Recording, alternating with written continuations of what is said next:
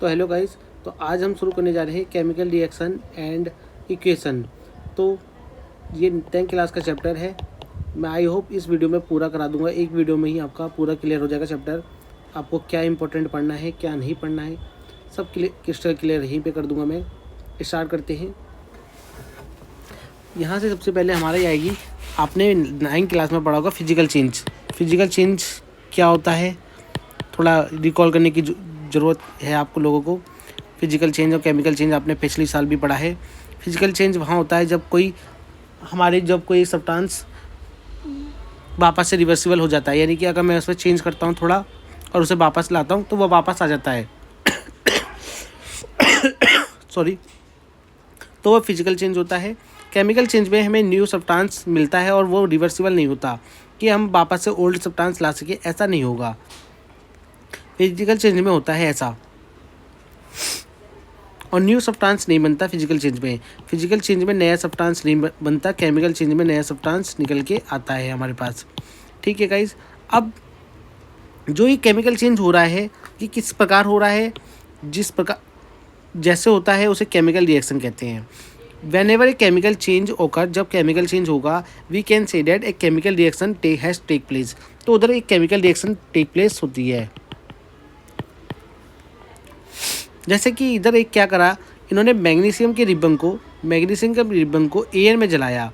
Air यानी कि oxygen की प्रेजेंस में जलाने की कोशिश करी है और जल भी गया वो। तुरंत आपकी लैब में भी ये एक्सपेरिमेंट होगा, सबसे पहले ही एक्सपेरिमेंट ये कराया जाएगा आपको।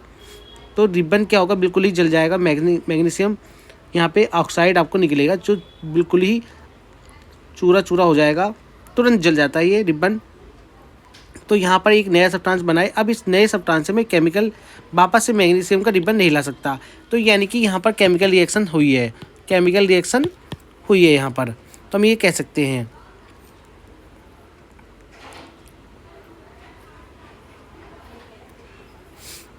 Change into the white powder में आ गया है। This powder is magnesium oxide कहलाता है, याद रखना। It is form due to the reaction between the magnesium and oxygen की प्रेजेंस में ये काम हुआ है। हमने इधर हीट करी है, आप देख पा रहे हो। इस हीट का याद रखना कि हमने हीट क्यों करी, ये आगे काम आएगा। तो फ्रॉम द अबव 3, ये कुछ एक्टिविटी इन्होंने एक इधर भी कराई है, एक यहाँ पर भी। तो एक्टिविटी से ये कह सकते हैं, any of the following observation helps us to determine the whether a chemical reaction has taken, कि केमिकल रिएक्शन कहाँ हुई है। चेंज इन स्टेट, अगर उसकी स्टेट में चेंज होता है, अगर सॉलिड से लिक्विड में जाती है, सॉलिड से लिक्विड या लिक्विड से गैस में जाती है, तो यानी कि उधर केमिकल चेंज हुआ है। चेंज इन कलर में हो तो अगर कलर चेंज हो गया है, जैसे हमारा खाना है, खाने का थोड़ा सा दिनों तक आप रखे रहो, बहुत दिनों तक 3-4 दिन, खाने का कलर चेंज हो जाता है। एवोल्यूशन ऑफ गैस, अगर गैस निकल रही है, जैसे आपके खाने से 3-4 दिन का अगर खाना होगा तो उसमें से गैस निकलती है, तो गैस का निकलना। चेंज इन टेम्परेचर का चेंज होना किसी भी सब्सटेंस का, तो केमिकल चेंज के उदाहरण होते हैं कि यहाँ पर केमिकल चेंज हुआ है। As we observe the change around us, we can see that there is a large variety of chemical reaction taking place around us, तो हमारे आसपास केमिकल रिएक्शन कई प्रकार की होती रहती हैं। केमिकल इक्वेशन क्या है, केमिकल रिएक्शन को जब हम एक इक्वेशन की फॉर्म में लिख दें तो उसे केमिकल इक्वेशन कहते हैं। केमिकल रिएक्शन को इक्वेशन की फॉर्म में लिख देते हैं तो केमिकल इक्वेशन कहलाती है। अबव रिएक्शन को हमने इधर मैग्नीशियम वर्ड इक्वेशन में लिख दिया, मैग्नीशियम को लिया प्लस ऑक्सीजन लिया और मैग्नीशियम ऑक्साइड। अब आप देख पा रहे हो ये एक एरो है यहाँ पर, जो मैं बताऊंगा आपको बस वही आपको पढ़ना है, और आप बस वीडियो देखो, नोट्स अभी मत बनाओ, बाद में नोट्स मिल ही जाएंगे आपको। नोट्स मैं दे दूंगा, देखो आपको नोट्स दिखा देता हूँ, बनाए रखे मैंने आपके लिए। ये कुछ इस प्रकार से नोट्स हैं हमारे, ये आपको नोट्स मिल जाएंगे सारे के सारे। तो आप नोट्स मत बनाओ, आप समझ लो चैप्टर को। तो मैं केमिकल रिएक्शन में जो भी पार्टिसिपेट करता है, जो भी हमारी LHS में लिखा जाएगा या पार्टिसिपेट होगा जिसका भी, तो उसे कहते हैं रिएक्टेंट, उसे रिएक्टेंट कहते हैं। और जो निकल के आता है उसे कहते हैं प्रोडक्ट, उसे प्रोडक्ट कहते हैं। RHS में लिखा जाता है, याद रखना, और एक एरो से रिप्रेजेंट करा जाता है, एरो से रिप्रेजेंट करा जाता है। दो जो इधर हमारे मॉलिक्यूल्स होंगे रिएक्टेंट साइड, इसके बीच में हम प्लस का सिंबल का यूज़ करेंगे। द सब्सटेंस डेट अंडरगो, यानी कि जो सब्सटेंस अंडरगो जाएगा केमिकल चेंज में इन द रिएक्शन, जैसे मैग्नीशियम ऑक्साइड गया, हमारा मैग्नीशियम गया और ऑक्सीजन गया, आर रिएक्टेंट, ये रिएक्टेंट कहला गई। The new substance is produce, ये मैग्नीशियम ऑक्साइड प्रोड्यूस हुआ था वहाँ पर, इस फॉर्म ड्यूरिंग द रिएक्शन, जो रिएक्शन के साथ एक नया सब्सटेंस बनेगा उसे कहते हैं product.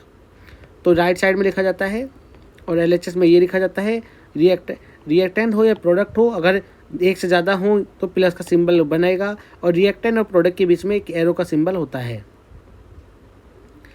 Writing a chemical equation, chemical equation को लिखते समय हमें क्या क्या ध्यान में रखना है। सबसे पहले आपको सिंबल सारे याद करने हैं। 1 से 20 तक आपको ड्राइंग क्लास में भी आपने याद करे होंगे। 1 से 20 तक तो सारे आपको सिंबल याद होने चाहिए। Hydrogen, helium, lithium, beryllium, boron, nitrogen,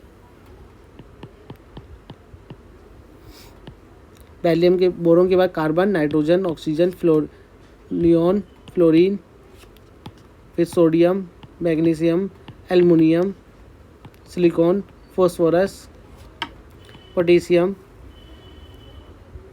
chlorine, argon, शायद यहाँ कहीं गलती हो गई, सल्फर आता है यहाँ पर 16 पे, पोटेशियम और कैल्शियम। सॉरी गाइस, यहाँ पर सल्फर आता है, वो फॉस्फोरस के बाद पोटेशियम आ जाता है कभी बार। पोटेशियम 19 पे होता है, फॉस्फोरस 15 पे, सिलिकॉन 14 पे, सल्फर 16 पे, क्लोरीन 17 पे, आर्गन 18 पे, 19 पे पोटेशियम, 20 पे कैल्शियम। तो ये आपको याद करने हैं पूरे के पूरे। 1 से 20 तक आपको सिंबल सारे याद करने हैं। तो अब उसी हम चीज़ों का देखो, मैग्नीशियम को Mg कह दिया, ऑक्सीजन को, जो हमारी ऑक्सीजन था उसको O2 कह दिया, दोनों को मिलाया तो MgO बन गया। एक सबसे पहले ये लिखना सीख गए अब केमिकल रिएक्शन से। अभी बैलेंस भी करेंगे हम, ये हमने लिखना सीख गए। अब बैलेंस करेंगे। देखो आप देख पा रहे हो यहाँ पर कि ऑक्सीजन के 2 हैं, राइट साइड में 1 है, लेफ्ट साइड में 2 हैं, राइट साइड में 1 है। तो according to law of mass conservation of mass, जो कि डॉन्टल थ्योरी के अकॉर्डिंग कि mass can neither be created not be destroyed in a chemical reaction, तो ये मास गया कहाँ, तो ये तो मास कहीं नहीं गया, तो हमें इसे बैलेंस करना होगा।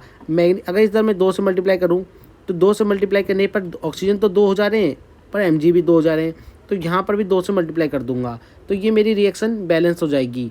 ये याद रखना। अब ये लो बता रहा हूँ कहाँ लिखा है, ये लो यहाँ पर लिखा है, total mass of element present in the reactant वो बराबर होना चाहिए प्रोडक्ट के मास के, यानी कि the element present in the product of chemical reaction has to be equal to the total mass of element present in the reactant. Law of conservation of mass आपने 9th class में पढ़ा होगा, डॉन्टल theory ने बोला था ये बात। अब आगे आ जाते हैं, बैलेंस करना सीख गए हम। बैलेंस के सवाल आप लगाओ और करेंगे, इसके बाद 1-2 वीडियो और लेके आऊँगा जिसमें बैलेंस वाली इक्वेशन भी होंगी।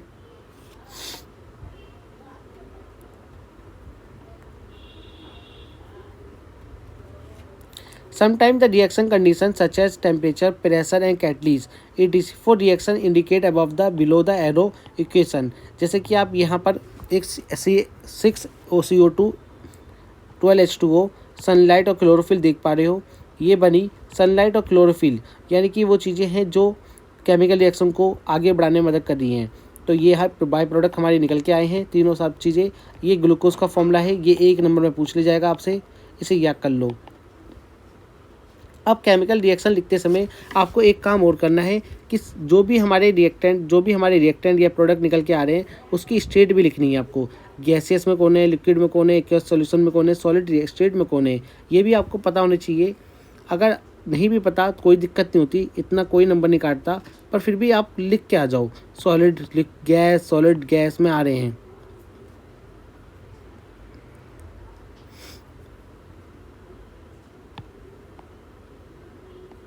यहाँ पर ये चीज़ हमारी ग्लूकोज का सिंबल ख़त्म हो जाएगा, ये आपको करके आना है।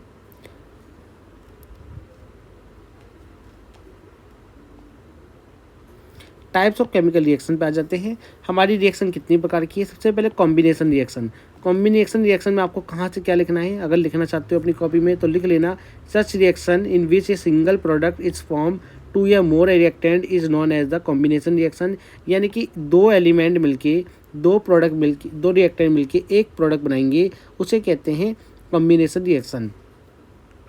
कॉम्बिनेशन रिएक्शन कहते हैं। ये रिएक्शन याद कर लेना और अपने पास रख लो। फिर आ जाते हैं, एक हम देख पा रहे हैं वहाँ पर हीट प्रोड्यूस हुई थी, यहाँ पर हीट प्रोड्यूस हुई है, आप देख पा रहे हो। तो मैं इसी हीट को उठा रहा हूँ यहीं से और मैं लिखवाऊँगा exothermic reaction.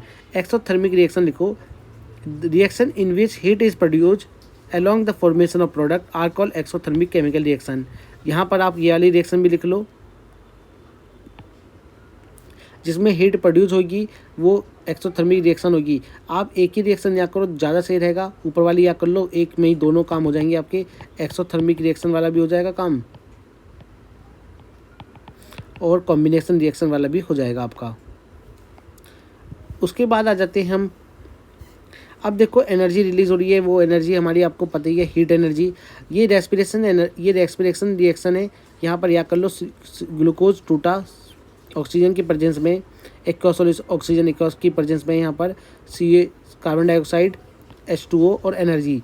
This the special name of reaction is called respiration, the process of which you, ये छठे चैप्टर में पढ़ोगे डीपली। तो ये काम आपका यहाँ तक हो गया। इसके बाद है अपनी रिएक्शन का नाम एंडोथर्मिक रिएक्शन। एंडोथर्मिक से पहले हमें पढ़ना है डीकम्पोजिशन रिएक्शन। इसमें क्या होगा, एक कंपाउंड दो अलग अलग मॉलिक्यूल्स में टूटेगा, यानी कि प्रोडक्ट साइड हमें इस बार दो मॉलिक्यूल्स मिलेंगी। उधर दो मिलके एक बन रहा था, कॉम्बिनेशन में दो मिलके एक या दो तीन मिलके एक बन रहे थे, तो इधर हमें एक टूटेगा दो या तीन में। तो आपको यहाँ इसमें क्या लिखना है, देखो कहाँ से लिखना है, decomposition of calcium carbonate to calcium oxide carbon dioxide on heating is important decomposition reaction use in the various industry में इसका यूज होता है। इसकी थ्योरी आपको लिखनी है।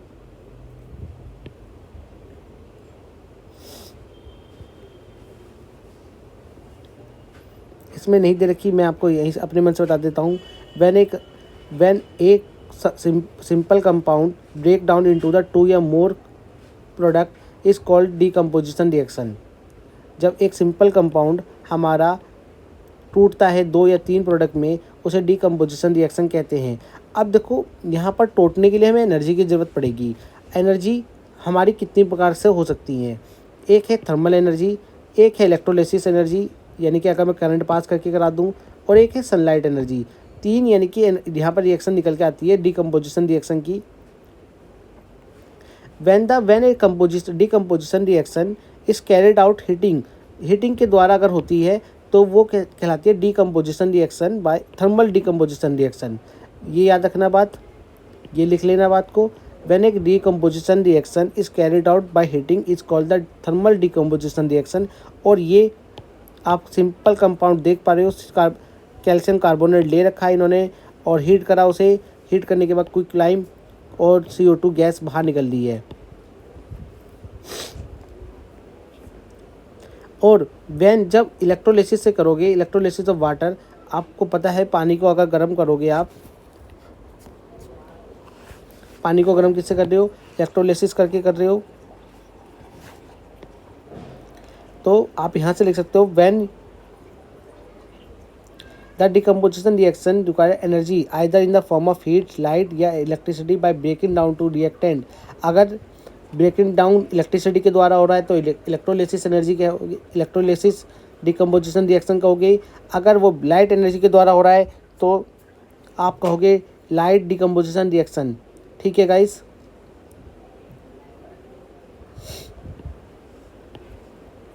नोट्स में आपको दे दूंगा, इसमें सब में लिखा हुआ है, वही थ्योरी सेम ही है, बस आपको समझना है कि कहाँ से क्या हुआ है। हमारे पास एक मैप बना के दे देंगे, माइंड मैप, जिससे आपको क्लियर हो जाएगा कि कहाँ से क्या हुआ है। अभी इस बना के दे दें क्या, बाद में बनाते हैं, एक वीडियो बना देंगे अलग से। तो आपको पता है यहाँ पर हम सारी डीकम्पोजिशन रिएक्शन में क्या हुआ है, एनर्जी का एब्जॉर्ब हुआ है। एनर्जी का एब्जॉर्ब हुआ है तो सारी की सारी एनर्जी क्या होंगी, सारी की सारी रिएक्शन क्या कहलाएंगी, एंडोथर्मिक रिएक्शन कहलाएंगी। The reaction in which energy is absorb during the reaction energy absorb हो रही है तो एंडोथर्मिक रिएक्शन कहलाएगी। एक्सोथर्मिक में हीट प्रोड्यूस हो रही थी, हीट बाहर निकल रही थी। अब आ जाते हैं डिस्प्लेसमेंट रिएक्शन में क्या होगा। डिस्प्लेसमेंट रिएक्शन में हमारा होता है कि व्हेन एक कंपाउंड दूसरे कंपाउंड को डिस्प्लेस करके अपना जुड़ जाता है तो डिस्प्लेसमेंट रिएक्शन बनती है। ये हमारे दो प्रकार के हैं। अगर मैं यहाँ पर CO ले लूँ,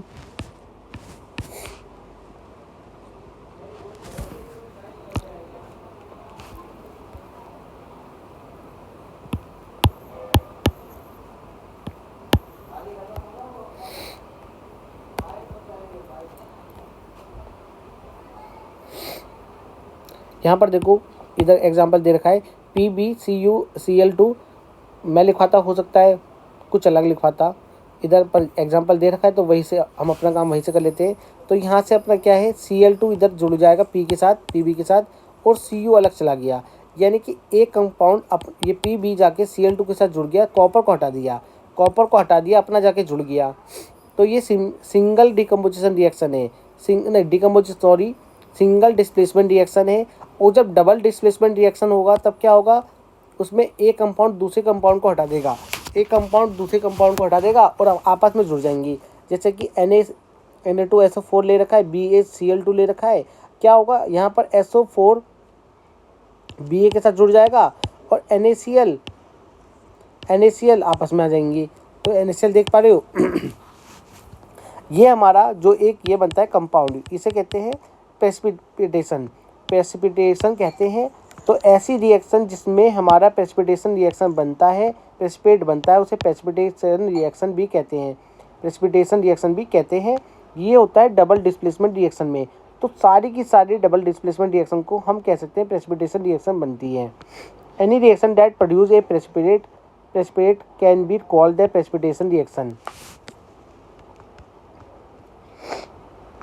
तो such reaction in which there is a exchange of ion between the reactant are called double displacement reaction। यानी कि एक कंपाउंड दूसरे कंपाउंड को हटा देता है ईच अदर में, यानी कि अगर मेरे पे AB है और CD है, यानी कि A ने C के साथ आ गया और B D के साथ चला गया, एक दूसरे को हटा देते हैं। तो ये सारी रिएक्शन हमारी होने वाली है। ऑक्सीडेशन और रिडक्शन भी बता देता हूँ, फिर नेक्स्ट वीडियो में बाकी कर लेंगे क्योंकि वीडियो ज़्यादा लंबी हो रही है। ऑक्सीडेशन यानी कि ऐसी रिएक्शन जिसमें ऑक्सीजन का गेन होगा, हाइड्रोजन का लॉस होगा। हाइड्रोजन यानी कि रिमूव हो रहा होगा और ऑक्सीजन गेन हो रहा होगा।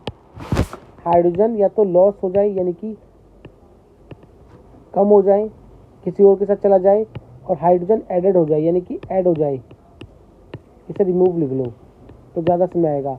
ऐसी रिएक्शन जिसमें ऑक्सीजन का एडेड हो रहा होगा, हाइड्रोजन का रिमूव हो रहा होगा, ऑक्सीडेशन रिएक्शन कहलाएंगी। रिडक्शन में क्या होगा, हाइड्रोजन एडेड हो रहा होगा और ऑक्सीजन रिमूव हो रहा होगा, तो हमारी कहलाएगी रिडक्शन रिएक्शन। जैसे कि यहाँ पर CuO2 दे रखा है, यहाँ पे O का ऐड हो रहा है किसमें, Cu के साथ, तो ये ऑक्सीडेशन रिएक्शन कहलाएगी क्योंकि ऑक्सीजन का ऐड हो रही है, ऑक्सीजन ऐड हो रही है इसके साथ, कंपाउंड के साथ। अब यहाँ पर देखो, यहाँ पर क्या है, H2 ऐड, यहाँ से ऑक्सीजन तो निकली पर इसके साथ ऐड हो गई, तो इसका भी ये क्या हो जाएगा, ऑक्सीजन का गेन हो रहा है तो ऑक्सीडेशन कहलाएगी। अब जिसमें भाई हमारी क्या होगा, ऑक्सीजन का रिमूव हो रहा होगा, देखो मैंने बताया ऑक्सीजन का रिमूव और हाइड्रोजन का एडेड होना, यानी कि अगर CuO है और H2 है तो इसमें देखो इसके साथ तो ऑक्सीजन ऐड हो गया H2 के साथ, और यानी कि हाइड्रोजन ऐड हो गया, हाइड्रोजन O के साथ ऐड हो गया, या O के साथ H के साथ ऑक्सीजन ऐड हो गया, तो ऑक्सीडेशन हो गया। Cu के साथ ऑक्सीजन का रिमूव होना, तो Cu का क्या हो गया, कॉपर का रिडक्शन हो गया, तो ऐसी रिएक्शन जिसमें साइमल्टेनियसली हमारी ऑक्सीडेशन भी हो जाए किसी का एलिमेंट का और रिडक्शन भी हो जाए, उसे रेडॉक्स रिएक्शन कहते हैं। Such reaction are called the oxidation reaction, और ये रेडॉक्स रिएक्शन कहते हैं जिसमें एक ही बार में ड्यूरिंग दिस एक ऐसी रिएक्शन जिसमें हाइड्रोजन का गेनिंग हो, hydrogen is gaining oxygen and is being oxidise. ये मत लिखो, जो मैं लिखा रहा हूँ वो लिखना। Such reaction in which the simultaneously oxidation and reduction take place are called redox reaction. यानी कि ऑक्सीडेशन भी हो जाए, रिडक्शन भी हो जाए एक ही रिएक्शन के अंदर, उसे रेडॉक्स रिएक्शन कहते हैं। Thank you guys.